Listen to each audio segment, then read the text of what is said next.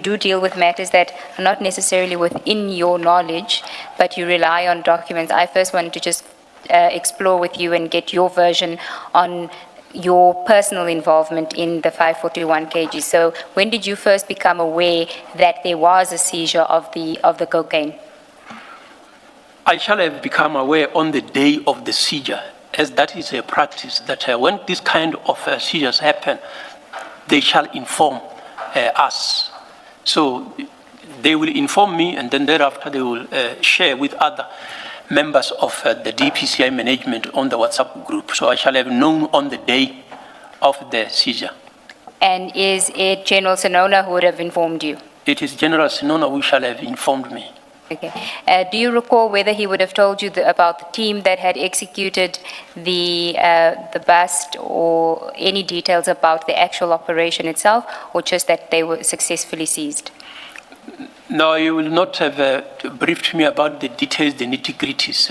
It shall just say that members in KwaZulu-Natal, so I will not expect him to tell me what the details of the members who were involved.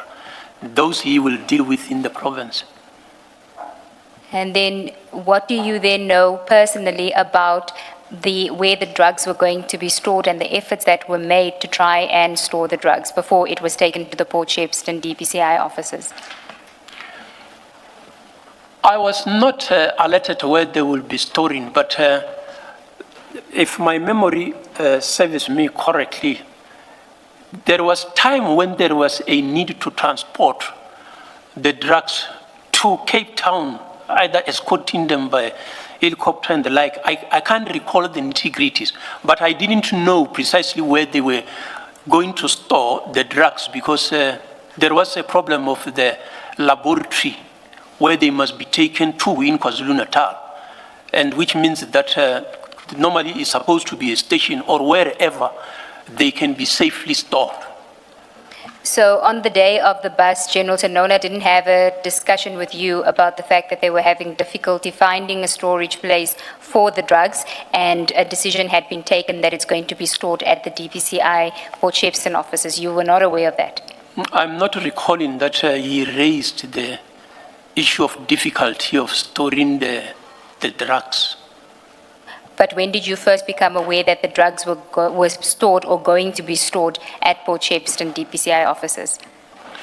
Really, I shall say that from the moment that the drugs were stolen, I became aware that they are stored at the Port Shepstone.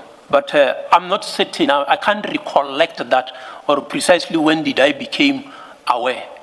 Because the same storage, I think previously they shall have stored the drugs that we seized in one of the clandestine laboratory in KwaZulu-Natal. Okay, so what you're saying is your involvement really starts when the drugs are stolen? Yes, that is when I closely have to look at this. How can this happen? Okay, can you tell us how you were informed that it was stolen? Who told you? And what did you do? General Sinona informed me on the day that the drugs were stolen, the day that they discovered that the drugs were stolen. And I immediately assigned my deputy, Lieutenant General Musigili at the time, to go and attend and fact-finding precisely what have happened and bring back a report. And that is what I have done. Okay, then I think that takes us to 87 on page 27.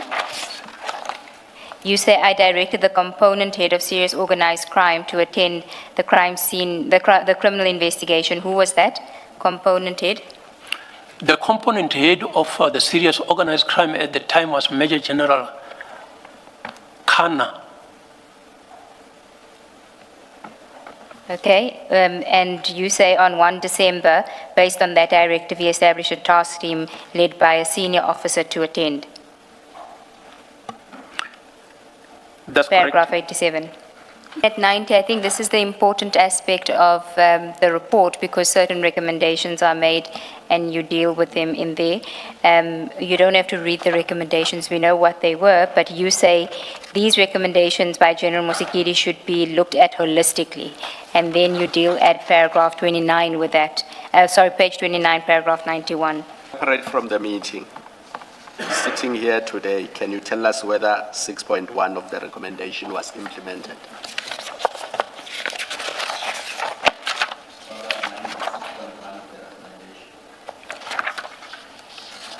On page 28.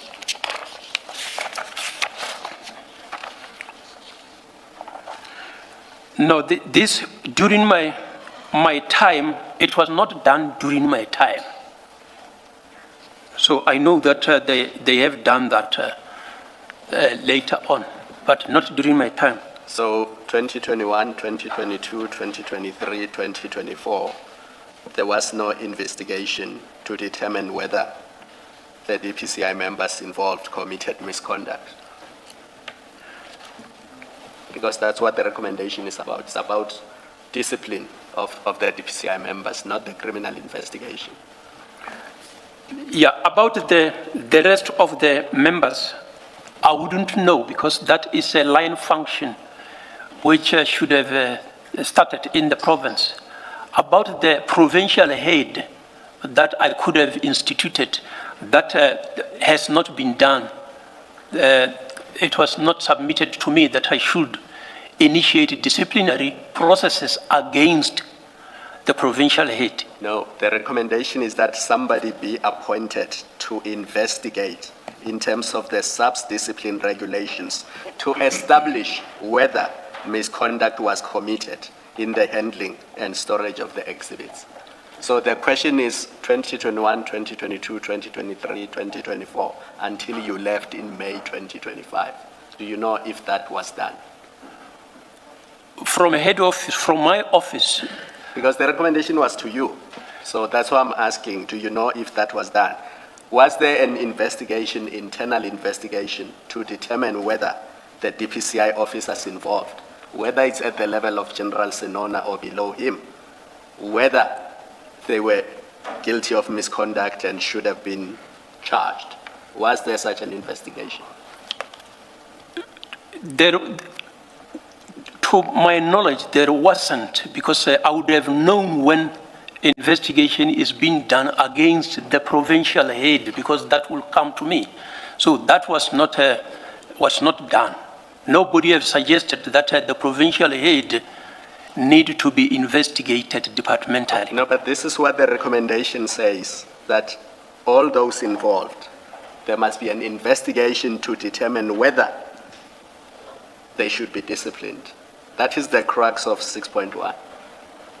I hope I'm not being chatterach getting ahead of where you are going. So please read this out loud, Doctor.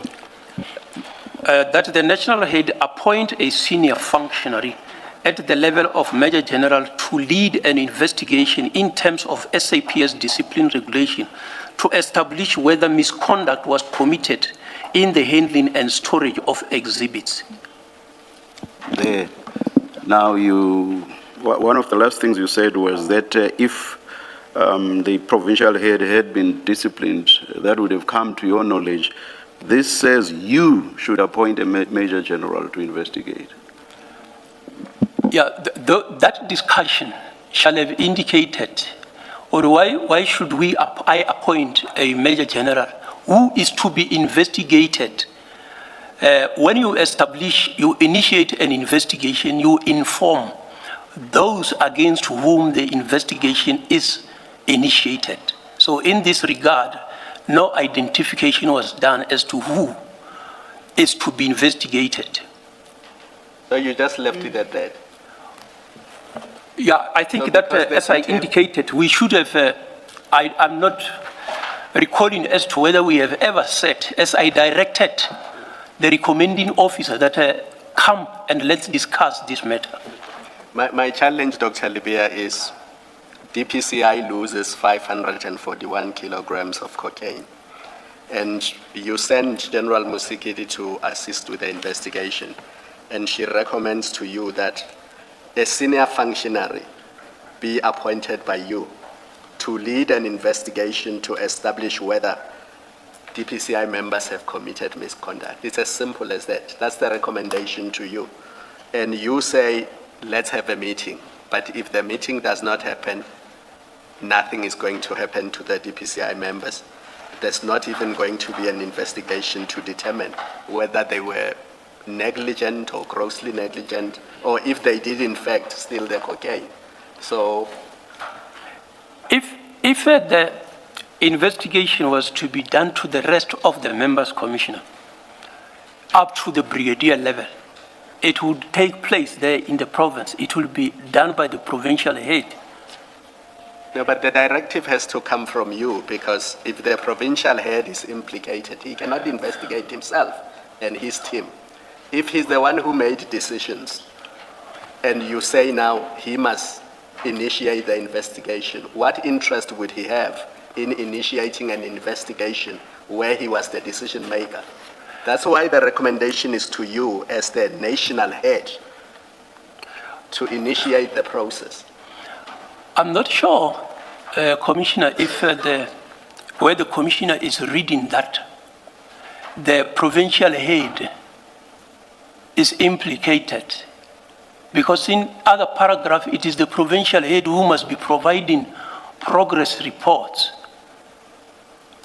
No, but I think the debate with you now is you have instructed an investigation. You sent somebody to go and investigate. They come back to you with a report.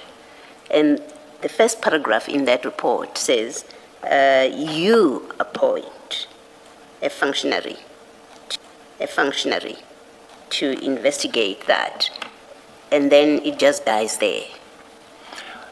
All you do in that report is you say, let's discuss, and that's the end of the matter. When in fact, your functionary that you sent comes back to you with a report and says, you should appoint somebody. I think that's the discussion that is being had with you. Yeah. I think that if we only separate that paragraph and deal with it separately, it would appear that nothing was being done. But here there are other paragraphs, including the continuous investigation, to determine what have actually happened. With regard to the discipline, if I have to appoint, it will mean that the provincial head is involved. And this discussion shall have indicated if the provincial head is suspected to be involved, then that is when I will issue those directive notices. You would only know, Doctor, whether the provincial head was implicated in wrongdoing if you had instituted recommendation 6.1, which was the appointment of someone at the level of a major general to lead an investigation to establish whether misconduct was committed. At that stage, I don't understand that to be actually a disciplinary process. It's just to investigate. Does it look like misconduct was committed here? And once that person comes back to you with a report, it's then that you will see whether, amongst others, the provincial head is also implicated in wrongdoing in the form of misconduct. So maybe let me ask this question. Did you reject recommendation 6.1 or did you accept it? I did not reject 6.1 as I directed the author to come and discuss. In terms of application of the regulation, my understanding has been that to initiate an investigation, you must identify the person against whom the investigation is conducted. That was going to be identified by the person at the level of a major general whom you would have appointed. That's the person who would identify all the people that that person thought had committed misconduct. That's the person who would do the identification. It, or are you reading this differently? If so, on what basis are you reading it differently? Just look at 6.1 as I'm engaging you and tell me why it does not mean what I've just said to you. My reading is that we are applying regulation 8 of the discipline regulation, and it have got a starting point. Where does one appoint? I have not seen anywhere where we'll appoint a commissioner, a person and say, come and investigate departmental matter. We don't know who is implicated. Who do you give notice that there is this investigation? What I know is that we will investigate criminal leg of this. When evidence become available that indicate wrongdoing departmentally, then we can go into that other one. Now that we have identified wrongdoers departmentally, you can institute a departmental investigation. So in your own mind, how would the wrongdoers be identified ultimately? If there were any, how would they be identified? Apologies that we appear to be probing at this stage. I guess, yeah, it was a simple question when it was asked of you by Commissioner Khumalo, but then follow-up questions became necessary. How would wrongdoers be identified? In some states, Short of just throwing up your hands in the air and basically doing nothing about this.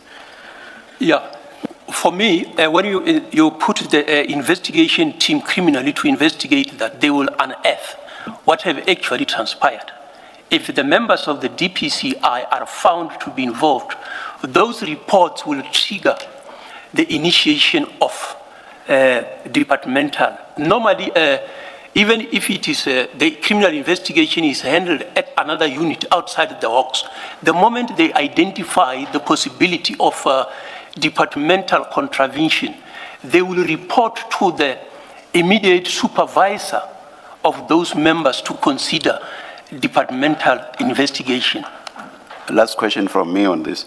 So do I understand you to say that recommendation 6.1 was legally incompetent? No, I do not say that it was incompetent. If it was legally competent, then I still don't understand why you did not implement it. Anyway, that's, as I said, that's the last question. I think we will come back to it because I know Advocate Ngube has her own way of dealing with it. But for now, the simple question was really, did you do anything about this? And the answer is you did not, because General Musikidi never had a meeting with you. I will accept that one. Thank you. Can I just clarify? The General Musikidi report, did it not have names of people that were involved with the operation and the handling and the decisions about storage? Did it not have those kind of details? I do not recall the nitty-gritties of the content of what it all mentioned, but it did not suggest as to who should we investigate in this disciplinary process. Yeah, let me interrupt you, sorry. I accept when you say it did not say who should be in the disciplinary investigation. I was just asking whether she reported back to you in this report that so-and-so was in the operation, so-and-so was made the decision or authorized the decision to handle these goods, so-and-so authorized the decision to store them in Port Shepstone. I'm asking that kind of a simple question. I can't recall the nitty-gritties in the report, but the members who performed several activities shall have been included. Thank you, General. I'm certain Ms. Sigals-Ncube will probably, at the stage of probing you, General or Doctor, will take us through that report and show us how, if at all, there were shortcomings in it insofar as, for example, issues of identifying possible culprits. Thank you, Chair. General, you then deal with the remainder of that topic. You deal with the issues of security at the premises